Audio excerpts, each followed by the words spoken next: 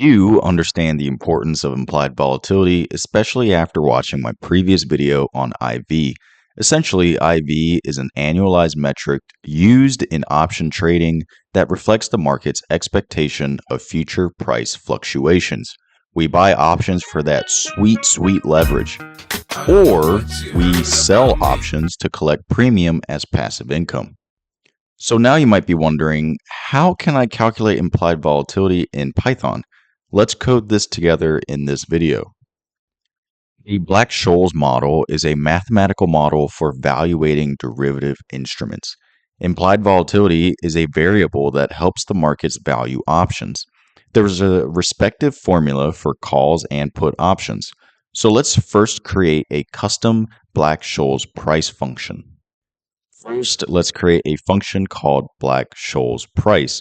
This custom function will need inputs like the stock's current price, the option strike price, time to maturity, the risk-free rate, and sigma, or this is volatility. Both the rate and volatility are annual figures.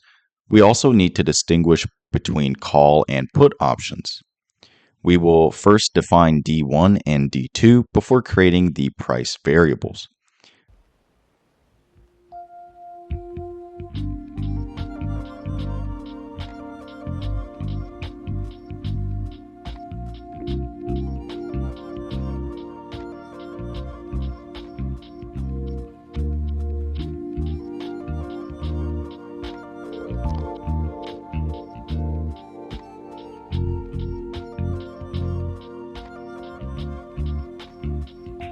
We can create a if-else statement to generate the appropriate call or put option price.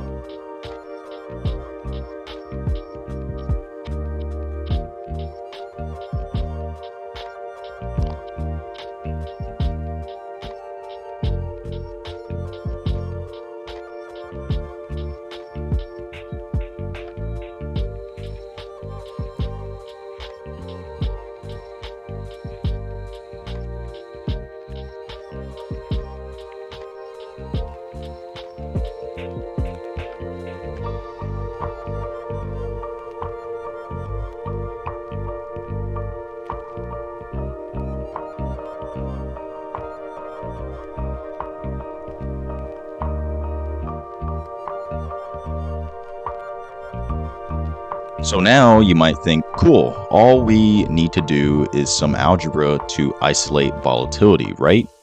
Well, no. The issue here is that this equation cannot be algebraically rearranged to solve directly for volatility because sigma appears in both D1 and D2, which involve nonlinear terms. Instead, we need to use numerical methods to approximate volatility. This is where the SciPy optimized library comes in handy. They have a BrentQ function, which is a numerical root finding method that combines the bisection method and inverse quadratic interpolation. This is the classic Brent's model to find a root of the function f on the changing sign interval, a to b. I'll have the documentation in the description. Look at me being a good programmer, actually reading documentation for once. Essentially, we are trying numerous implied volatility values until the Black-Scholes model equals the open market option price. Let's create a custom Python function called implied volatility. This function will use a root finder function and compare the market value of the option against the Black-Scholes model value. We want to find the implied volatility that makes the model price equal to the actual open market price. To do this, we will define an objective function. The model price must equal the market price. Then we use the BrentQ function. We also assign lower and upper bounds for the function of 0 and 5. The lower bound ensures that the solution stays positive since volatility cannot be negative, and then the upper bound ensures a cap on the search space. An IV of 500% occurs only in extreme cases like financial turmoil. Now let's test our custom function and calculate an open market options IV. We can take the Amazon call 235 strike price, which is our K variable. Amazon stock currently trades at 234.85, so that is our S variable. There are 252 trading days in a year. This option expires in 5 days, so we will perform 5 over 252 for our T variable. Since this option is close to expiration, we will use the so far overnight rate as the risk-free rate. You want to ensure that the risk-free rate you choose matches the time to expiration of your option. If we were finding the IV of an option that expires in 1 month, then you can use the 1-month treasury rate. If your option expires in 1 year, then use the 1-year treasury rate. Finally, the market price of our option is 350. We will create a new variable called IV and call our custom implied volatility function using the variable values we just discussed. Here, we get an implied volatility value of 26%. So now we know how to calculate implied volatility, but you can also get implied volatility through an API. We can use the Yahoo Fin options function to get option chain data from Yahoo Finance in Python. Yahoo Finance says the implied volatility is 29%, so our function is close at estimating the IV. So what option trading strategies involve implied volatility? In my implied volatility video, I mentioned how option buyers benefit from lower IV because their option could increase in value as volatility increases back toward the historic average. We could calculate the historic volatility of a stock thanks to the rolling volatility we created in my Iron Condor option trading strategy video. Let's write the code here now.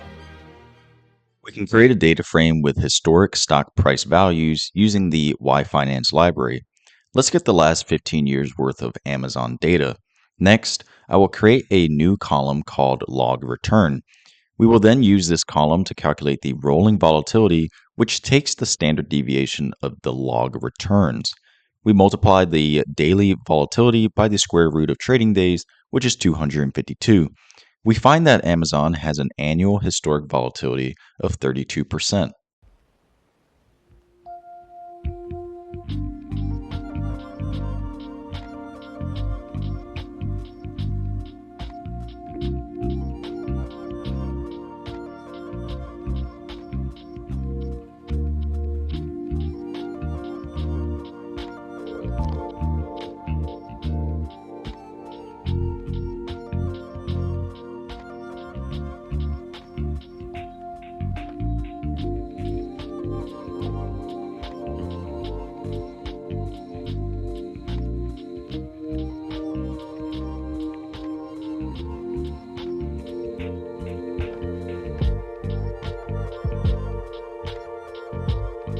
Since the implied volatility is an annualized metric, let's also compare using an option near the money expiring in 1 year for Amazon.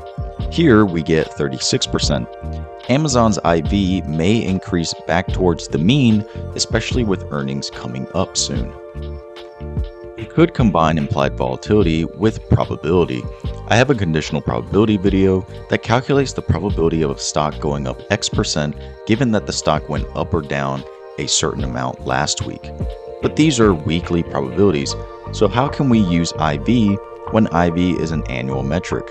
We can convert IV into a weekly value by multiplying IV by the square root of 5 over 252.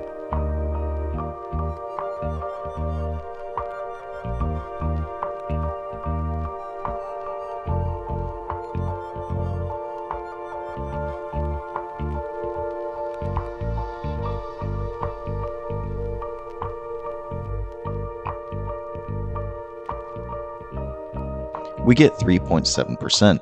This means that Amazon is expecting to move up or down 3.7% each week. Let's round this up to 4%. Now that IV is a weekly metric, we can see the probability of Amazon going up more than 4%, given that Amazon went up 1.7% last week. Based on the conditional probability table, there is only a 13.5% chance that Amazon will go up more than 4% this week. Knowing that the market is already pricing in 4% moves for Amazon, the premium we collect on the covered call we sell should be a fair and acceptable price. However, if the IV implied 6% moves, we would get more premium but with potentially added risk since the market is expecting higher moves than usual. However, markets can tend to over-exaggerate the expected moves of a stock, so we can benefit from higher premiums while the probability of assignment remains low, according to conditional probability. I hope this video helps you understand implied volatility, how to calculate it in Python, and how to potentially implement it. Subscribe to the channel and check out my Python playlist to continue watching and supporting Intrendias. Thank you for coding along with me today, and I will see you all in the next one. I like these cups. Could I take one for my son? Yes. Thank you. I have two.